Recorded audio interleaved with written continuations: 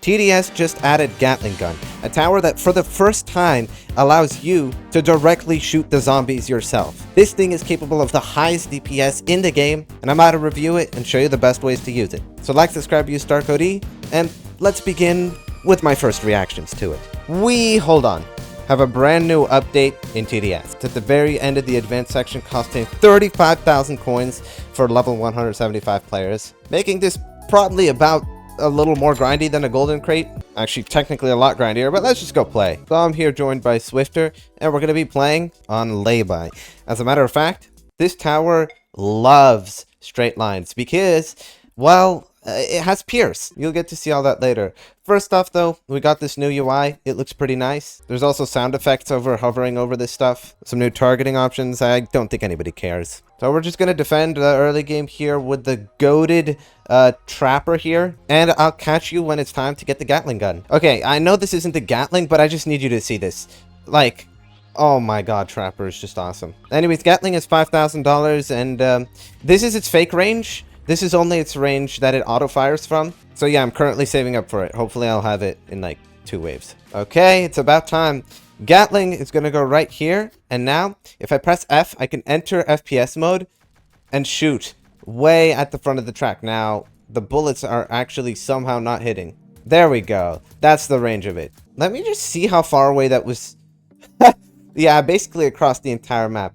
Now I'm gonna be using this thing to absolutely shred the enemies. As you can see, it has Pierce, so it killed all of the hiddens that were around that squire. And that's the #1 thing to think about. Whenever you're not using Pierce, the tower is only gonna be shooting one enemy in this range. But when you're in FPS mode, it's going to be shooting through enemies all the way across the map. So basically, if you're using this tower, you should be inside of FPS mode as much as you physically can. Now, this is annoying.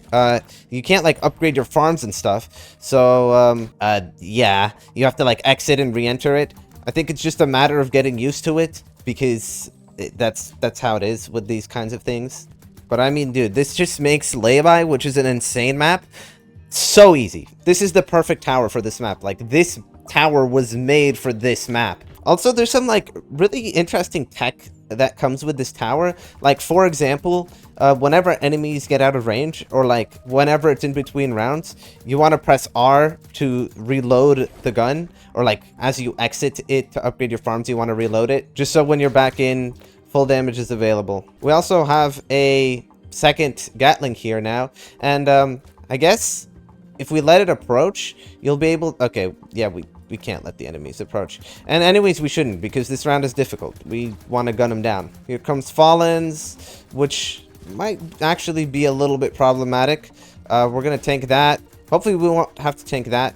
Yeah, we're good. Here comes a Fallen Necro, so let me get heavy bullets. This thing's going to increase its range. Also, make it do 8 damage per shot. By the way, the Gatling can pierce through 2 enemies, and then hit a third one, and on that third enemy, it'll deal half damage. So if it uses full Pierce, it should deal 16 plus 4, so 20 damage a shot. And I mean, considering the fact that it's absolutely soloing those breakers, I think we're pretty obviously doing 20 damage a shot. Let's see if we can pierce through all the skeletons and start dealing damage. Yeah, there we go. We're now just taking out the Fallen Necromancer. The skeletons aren't even a problem due to the Pierce.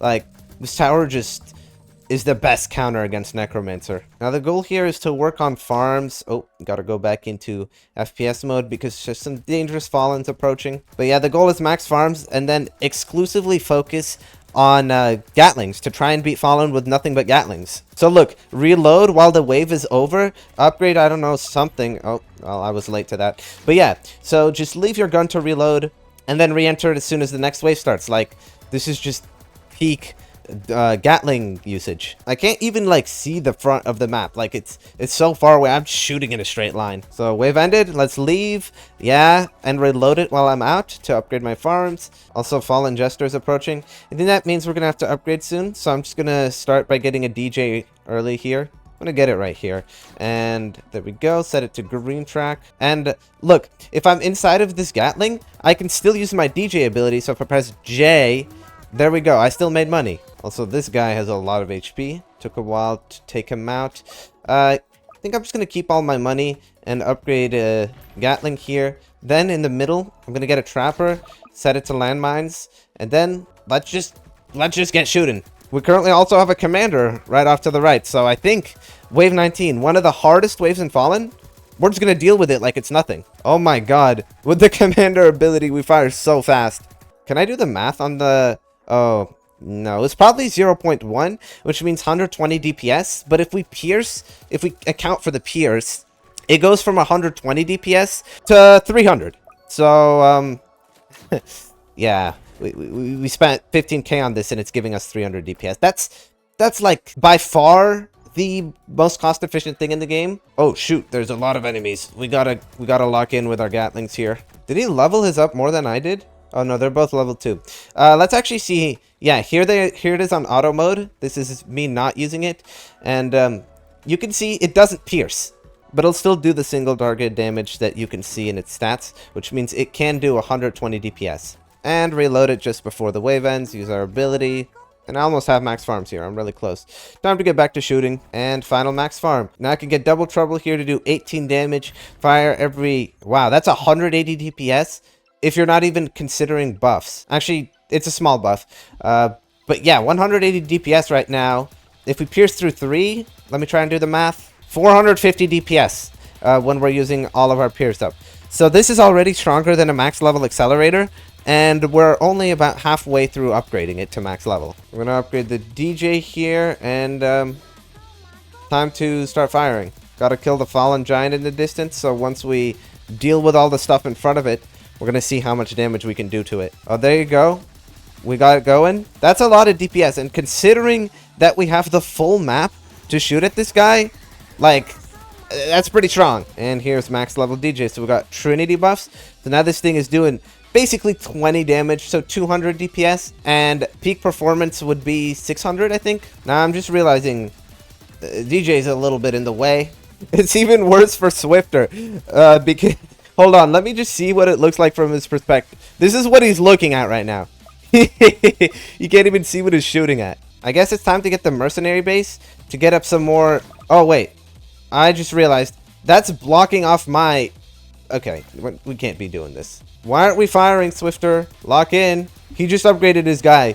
Look at it just firing across the map. He's missing because he can't see, but like, this is what it's doing right now. Oh goodness, the giants are getting close, and they have a lot of HP. Okay, yeah, we got through them. Now I don't think it'll be a problem. Okay, here's how we're going to do this. I'm going to put the mercenary base here, upgrade it to level 3, so we get 20% damage buff on this stuff.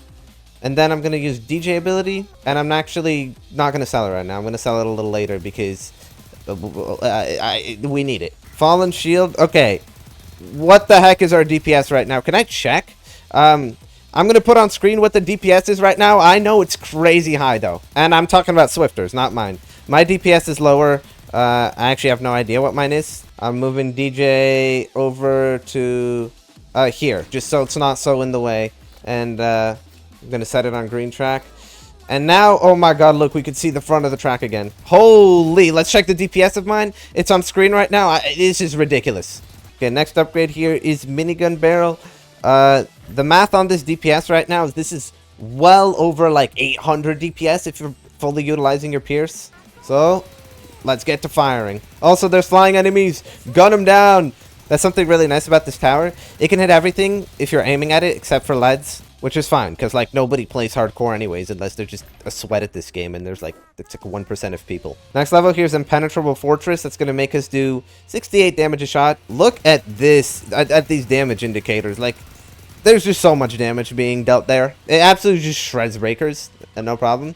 Okay, Impenetrable Fortress.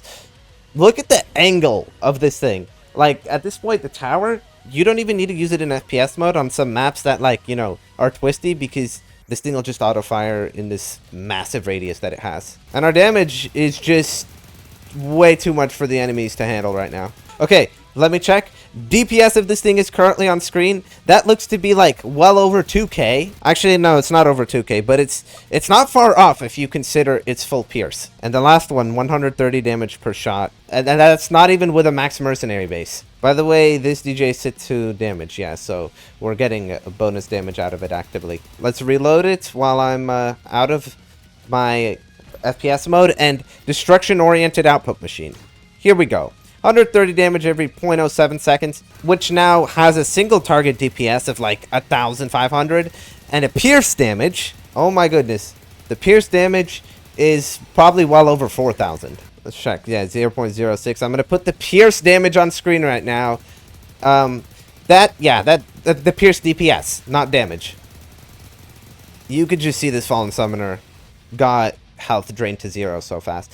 Now, if that wasn't enough damage, we're about to get max level mercenary base here, and we have a 40% damage buff, 20% fire rate buff, which will be up to 50% with commander. By the way, 140 damage a shot is what we're doing. Only issue is its reload time is like forever, but it's forever. Okay, there we go. We can shoot now. I think we can also hit the front of the map now. Yeah, let's just reload before the next wave starts. And the wave didn't even end. Oh yeah, here's the damage, just so you could see it from a distance perspective. I don't know why Swifter's missing everything. But, wow. This is pretty strong. Now it's time to sell my trappers and slowly start getting some max ones here. Let's upgrade it quickly, set it to bear trap. I think I just did a glitch to make the bear trap fire rate 2. So, yeah, if you upgrade it fast enough, you could just get over 200 DPS out of the... Oh, the UI glitched, apparently. So now we know that that can happen. Also, I wasn't shooting. Let's get back into FPS mode and just tear this guy apart. This DPS is probably like 6k. Actually, closer to like 5k. Single target. That would mean the two of our max Gatling gunners combined have like, you know, 12k pierce DPS. Oh my god, if you upgrade quick, yeah, this new UI glitch is, it's a little bit annoying, but, you know, it's whatever. We don't even need to use our pierce, by the way, right now. The enemies are just, like, getting torn apart from a distance whenever they approach the range of these Gatlings here. But if I do go into my first person, oh my god, it's so strong. Let's see the DPS of this thing with the commander chain on it. 140 every 0.06. To give you an accurate number, let me actually just pull up a calculator. 2,333 DPS. Single target DPS. And a whopping total of 5.8 thousand splash DPS if you consider its pierce. This thing does like, I don't know, 50% more damage than 6 max engineers would when it's utilizing its pierce. And also and it also does more damage than 8 entire accelerators. Again, that's when you're using its pierce.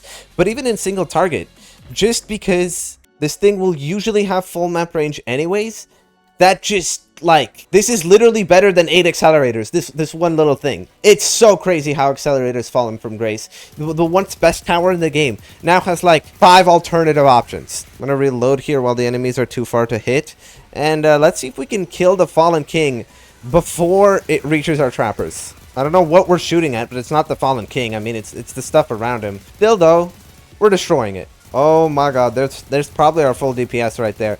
Here we go. Fallen King is now under attack, and it's like glitchy. Like, some shots are hitting, some shots... Okay, there we go. Aim right at his middle, and you'll hit every shot. So, let's actually see how close he is. Ooh, he's reaching the end of the map. But, I mean... with the help of trappers, this is going to be no problem. Here we go. Watch his health about to fly down as he starts to walk over these traps. I'm just going to shoot down to 0. Okay, no, he spawned stuff that's going to waste our traps. Great. There we go. Let's wipe him out. Wipe him out. We just beat Fallen on freaking lay-by with trappers and 1 main DPS. He didn't even step on this hell of a cluster. Or this one. Yeah, plain and simply, this is easily one of the best late game towers. But do you like the FPS aspect of it? I want to know if people like it or not. Like, subscribe, use StarCode, and comment down below. Bye!